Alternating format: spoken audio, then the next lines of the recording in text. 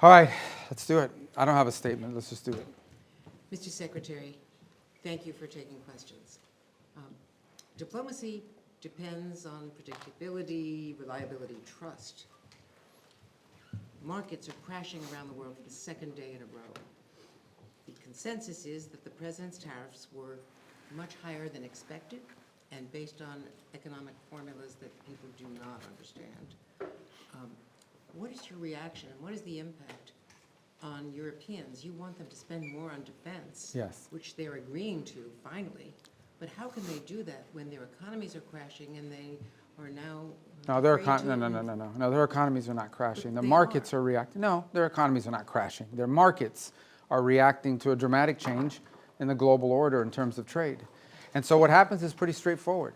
If you're a company and you make a bunch of your products in China, and all of a sudden shareholders or people that play the stock market realize that it's going to cost a lot more to produce in China, your stock is going to go down. But ultimately, the markets, as long as they know what the rules are going to be moving forward, and as long as that's set and you can sustain where you're going to be, the markets will adjust. Businesses around the world, including in trade and global trade, they just need to know what the rules are. Once they know what the rules are, they will adjust to those rules. So I don't think it's fair to say economies are crashing. Markets are crashing because markets are based on the stock value of companies who today are embedded in modes of production that are bad for the United States. We have to be a country that thinks we're the largest consumer market in the world, and yet the only thing we export is services.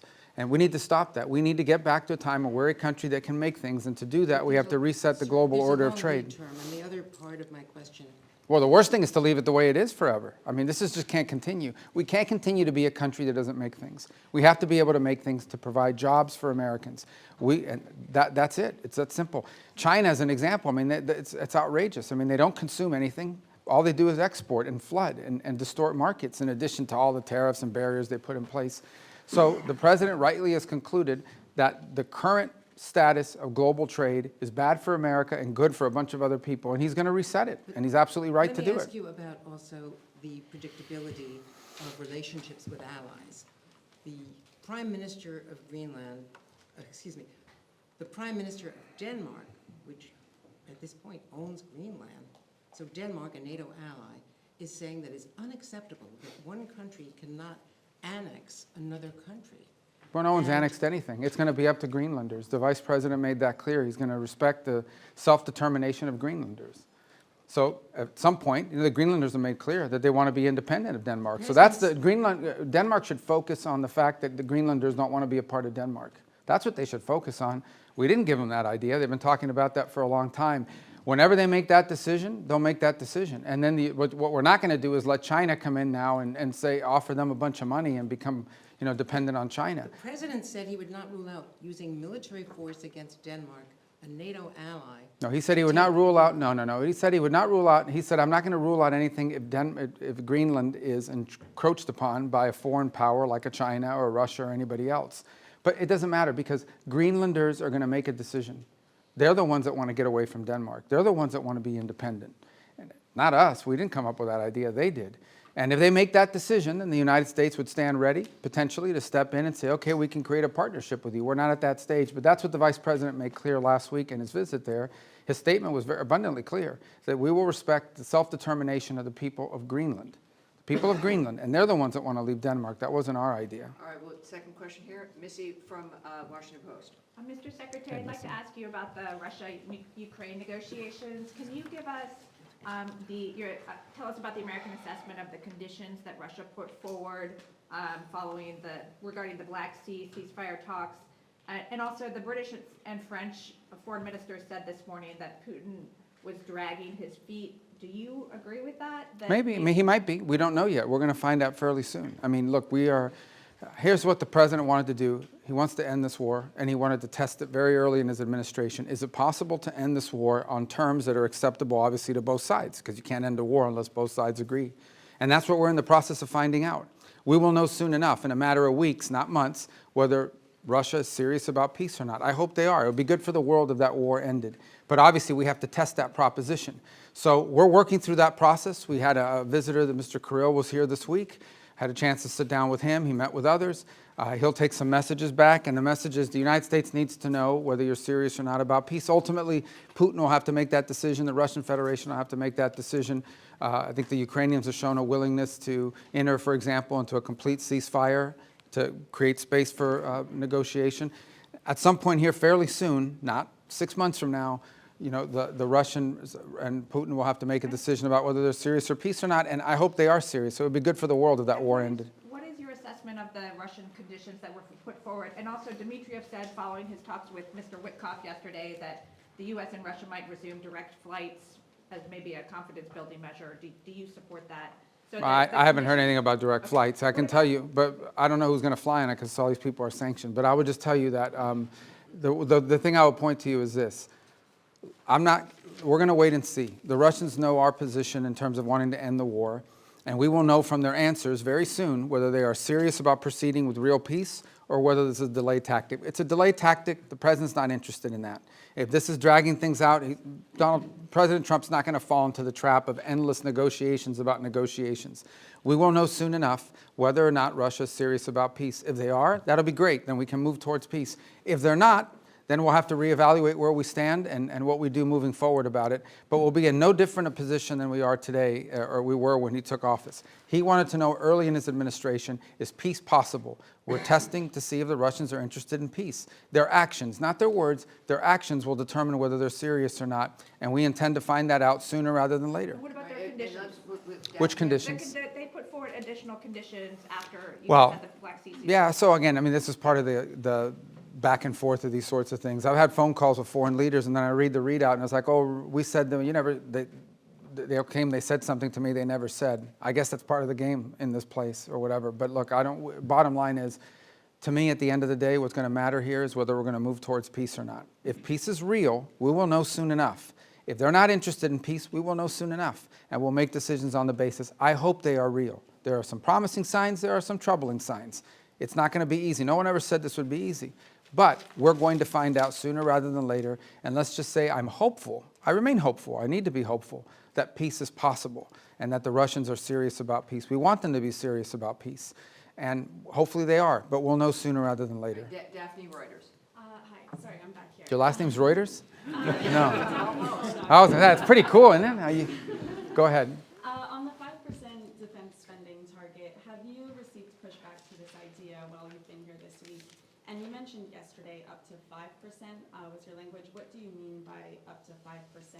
Well, I said up to a path up, getting up to 5% at some point. I'm not saying overnight, but to get to that point. We think that's what NATO allies need to be spending for NATO to face the threats that it itself has identified and articulated. Here's the good news. The good news is everyone generally, with a couple exceptions, are spending more on defense today than they were 3, 4, 5 years ago. That's positive. That trend needs to continue. So the trend lines are good, but they need to continue. But this is not about spending, okay? This is not about money necessarily. This is about capability. In order for NATO to be stronger, it needs partners that are stronger, okay? The United States commits a lot to NATO and continues to. We are as involved in NATO today as we have ever been, and we intend to continue to be. But it has to be a real alliance, and that means that our alliance partners have to increase their own capabilities. So hopefully 2 things have led to that. The first is the war in Ukraine, I think, has woken up a lot of people on the continent about real threats and real war. And the other is, I think, the pressure and the statements of President Trump that have been pretty consistent about increasing their spending. So this whole trajectory of more defense spending began, I believe, back in 2017, 2018, under President Trump's first term. We want that trend to continue. And we're hoping when the leaders meet in The Hague that there'll be further and firmer commitments in that direction. I think it's beneficial to the alliance. The stronger our partners in NATO are, the more capable our partners in NATO are, the stronger NATO is. And everybody should be in favor of that. And sorry, just to follow up, so will you try and get the official target as 5% rather than 2%, and will the U.S. commit to 5%? Sure, we're heading there now. I mean, we're going to have to spend more on national security because we have a global footprint. And that's the point that I think has been made and missed in a lot of places. Okay, the United States has Indo-Pacific alliance obligations as well that we've made. We are currently involved in opening up the Red Sea so that global shipping for everyone, including our European partners, can become possible again. We're engaged in counter-drug and counter-gang interdictions in the Western Hemisphere. There's obviously all sorts of issues going on in different parts of the world, including we're concerned about a resurgence of terrorist cells. whether it's in Africa or in the Middle East. So the U.S. has these global obligations, and we have China that's undergoing the largest, most expansive peacetime military expansion in history. So we need to confront all of these things, and we're engaged in all of those things. So we're going to have to increase defense spending in our country. I think our commitment to NATO isn't just 3% spending of GDP. It's sustained over an extraordinary period of time, and that continues. So look, I think our partners know they need to do more. They've all indicated they want to do more. They've begun to do more, and that trend needs to continue. Mr. Secretary, you mentioned that you met with Kirill Dmitriev as well. In order to stop them from dragging their feet and dragging this on, is there anything that you said, perhaps not threats, but is there anything that you said you wanted to see concretely from the Russian side in order to... Yes, peace. We want to see But peace. specifics in terms of getting to this ceasefire first and then the negotiations? Yeah, I mean, peace means you stop shooting at each other. I mean, it's as simplistic as that. Now, obviously, look, there's all kinds of conditions for a final peace, and you have to work with both sides. And I've said from the beginning, the only way a war ends in a negotiated settlement. If it's not an unconditional surrender, then it is both sides make concessions. We're not going to prejudge what those concessions are, because those concessions will depend on what Ukraine will accept and Russia will accept. But we have to make concrete steps towards peace. What we're not interested in, and I'm not accusing them of this, I'm just telling you what we're not interested in is negotiations about negotiations. That we're not going to continue this forever. So none of it was threatening. I think it was more an explanation of, this is our timeline, and at some point, it'll be clear whether you want peace or you don't want peace. And that time is coming. It's pretty short. At the same time, as we now have seen, members of Congress have begun to file bills to increase sanctions. So there is going to be growing pressure from Capitol Hill to impose sanctions that we're not going to be able to stop if, in fact, we're not making progress towards peace. All these factors have been explained in the nicest way possible. Hopefully, he'll take that message back to Moscow, and it'll make clear that we need to begin to see real progress, or we'll have to conclude that they're not interested in peace. But let's hope they are, because I think it would be better for everyone if they are. Well, we need to hear an answer to this. I mean, we're going to have talks as long as talks are about something. They can't be talks about talks. At the end, I think initially it was important to talk because we hadn't talked to them in a long time, but now we've reached the stage where we need to make progress. And if we're not making progress towards peace, then we have a set of factors that we have to take into account. But hopefully we are going to make progress towards peace. I remain optimistic that we can. It'll be hard, it'll be difficult, but I'm optimistic that we can. Mr. Secretary, the Myanmar earthquake, I mean, normally in these kind of events you would have up to 200 Americans with sniffer dogs, special equipment, experts in their field, saving lives on the ground. This has not happened because of the dismantling of US... Well, that and the fact that it's run by a military junta that doesn't like us. So it's hard for us to move around in that country. Say these events are always non-political. They went into Syria, for example, in the Turkey-Syria earthquake. So they can access... But we're not the government of the world. No, we'll provide humanitarian assistance, just like everybody else does, and we will do it the best we can. But we also have other needs we have to balance that against. We're not walking away from humanitarian assistance. But again, I go back, there's a lot of other rich countries in the world. They should all be pitching in. We're going to do our part. We already have people there. We'll have more people there. We'll help as much as we can. It's not the easiest place to work. Okay, they have a military junta that doesn't like us, doesn't necessarily allow us to operate in that country the way we wanted to. That would have impeded our response no matter what. That said, we are willing to continue to help in the humanitarian crisis. Other countries need to do so as well. China's a very rich country. India's a rich country. There are a lot of other countries in the world, and everyone should pitch in. I don't think it's fair to assume that the United States needs to continue to share the burden, 60-70% of humanitarian aid around the world. We will be in the business of humanitarian aid, but we have other priorities as well that are national interest priorities of the United States, and we're going to align all those to be properly balanced. Isn't this a diminution of your soft power? I mean, all of the experts in this have said the reason is not because of the politics in Myanmar, but it's because of the dismantling of USAID. You simply couldn't deploy. Yeah, I don't listen to these so-called experts. There's not real experts. These are so-called experts. These are people that are part of that NGO industrial complex. No, these are people that make millions and hundreds of millions of dollars in these NGOs all over the world that stand up and they get flooded with U.S. taxpayer money, and then we have to spend $100 million to get $10 million to people. We're not doing that anymore. Okay? We have stopped. We are no longer going to spend $100 million to get $10 million to recipients. We're not going to fund these global NGOs all over the world that are living off of this. We're not doing it. We are prepared to help and work with governments and appropriate NGOs on the ground that are delivering assistance. We will be there and we will be helpful. There are a lot of other rich countries. They should also pitch in and help. And some of them are and some of them are not. But we are going to do our part. We're going to continue to do our part.